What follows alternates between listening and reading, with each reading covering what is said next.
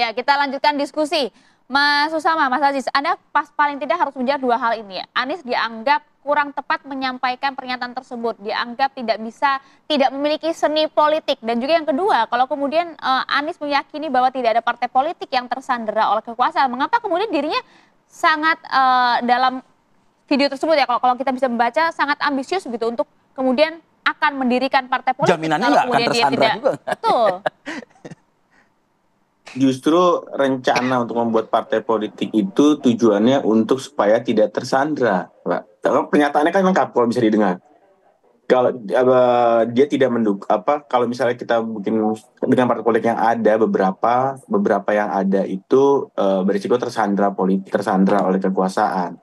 Gimana mau dicalonkan, partai politiknya pun beberapa tersandra. Nah, akhirnya ada usulan untuk ke sana untuk membuat partai politik.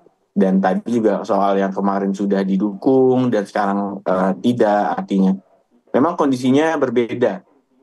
Pada saat itu kita dipertontonkan juga beberapa partai politik yang mendukung Mas Anies di Pilpres diberikan semacam punishment. Dan ini yang akhirnya membuat yang lainnya juga harus berpikir. Dan itu nyata adanya. Dan tadi juga oleh Mas Pangi dibilang, ya kenapa nggak dari awal? Ya tadi dijelaskan tadi Mas, mungkin kalau didengarkan bahwa memang kita menghargai karena sudah 3 partai politik yang mendukung dan sudah baiknya sudah siap layar, tapi ternyata kan memang ada perubahan di akhir sehingga akhirnya tidak berlayar. Tapi semua itu kami sangat menghargai karena kita tahu kondisi setiap partai politik yang mendukung Mas Anies itu penuh dengan resiko bila mendukung Mas Anies. Jadi kami sangat menghargai dan menghormati segala keputusan partai karena kami mengerti dan memahami kondisinya. Seperti itu. Baik. Oke, Grace, mungkin kesempatan Anda, Grace. Ya, terima kasih. Saya ingin merespon yang tadi karena terpotong, mohon izin. Jadi konteks saya di sini diundangkan untuk meresponi karena ada tudingan bahwa dari pernyataan Pak Anies bahwa ini ada tersandera kekuasaan. Konteksnya di situ ya. Jadi saya tadi tanya kan sama Mas Aziz, apa buktinya begitu sehingga keluar pernyataan sekeras itu. Ternyata yang disampaikan oleh Mas Aziz adalah lihat ke media, pemberitaan di media. Saya menghargai media, saya ini juga media, mantan media. Dan justru karena saya mantan media, saya jadi tahu bahwa media itu tidak punya keterbatasan, dalam artian keterbatasan waktu, karena ada deadline. Kalau TV, media online apalagi itu deadline-nya per menit, begitu. Kalau media cetak bisa harian, bisa mingguan, ada deadline intinya. Sementara sumber informasi untuk mengetahui semua peristiwa secara utuh itu ada banyak. Jadi ada keterbatasan waktu, ada keterbatasan narasumber. Oleh karenanya kalau dijadikan rujukan kebenaran mutlak, kurang tepat karena ada keterbatasan seperti ini. Nah, yang saya ingin tanya, ini kan karena Pak Anies dalam hal ini adalah pelaku politik. Kok hanya menjadikan rujukan media, lalu kemudian bisa membuat kesimpulan, bahkan tuduhan serius ya, bahwa ada dihambat oleh kekuasaan.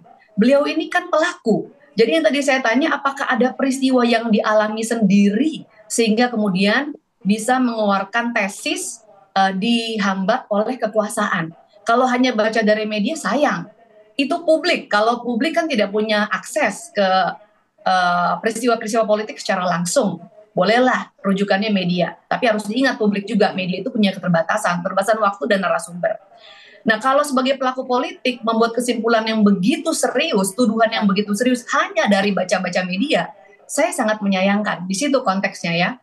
Nah, kemudian kalau kita lihat ada berbagai pernyataan Pak Anies juga yang conflicting nih. Ini eksplisit ya, Pak Anies mengatakan bahwa dia nggak mau gabung partai karena partai mana yang tidak tersandera oleh kekuasaan, kurang lebih seperti itu. Tetapi di wawancara dengan Mbak Najwa, secara eksplisit beliau mengatakan bahwa beliau itu menawarkan diri untuk masuk ke partai, tapi partainya yang menolak.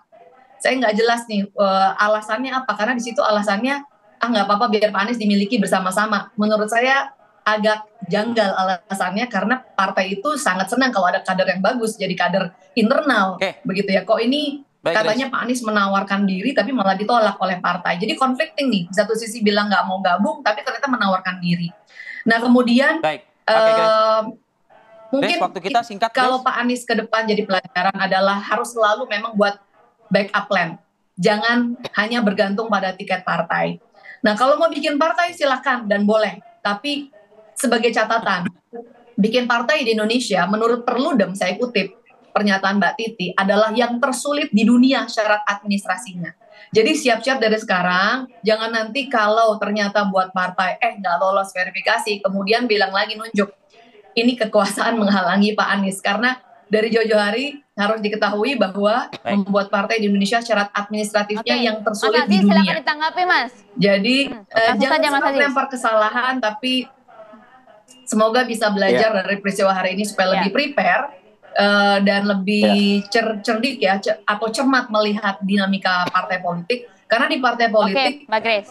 di mana-mana pasang spanduk, di baliho di mana-mana ternyata nggak jadi, itu udah biasa. Sudah pakai baju putih nggak Kita jadi datang dilantik, poinnya, Mbak Grace. itu juga Bergantian, Mbak Grace. peristiwa nyata yang terjadi. Ya. Kenapa? Terima Oke. kasih. Silakan, Oke. Mas Aziz. Ya. Oke, terima kasih Mbak Grace. Saya tadi nggak mau memotong karena saya mau menghargai Mbak Grace berbicara. Yang pertama, saya saran ke Mbak Grace dan membuat pernyataan jangan bilang hanya media, Mbak. Karena TV One juga media yang ada hari ini. Kalau artinya kalau Mbak bicara media, Mbak juga menuduh TV One tidak kredibel. Mungkin Mbak bisa bicara sebagian media, Mbak. Jadi kita jangan mengeneralisir pernyataan itu. Jadi nanti akan banyak hati yang terluka, akan banyak hati yang kecewa.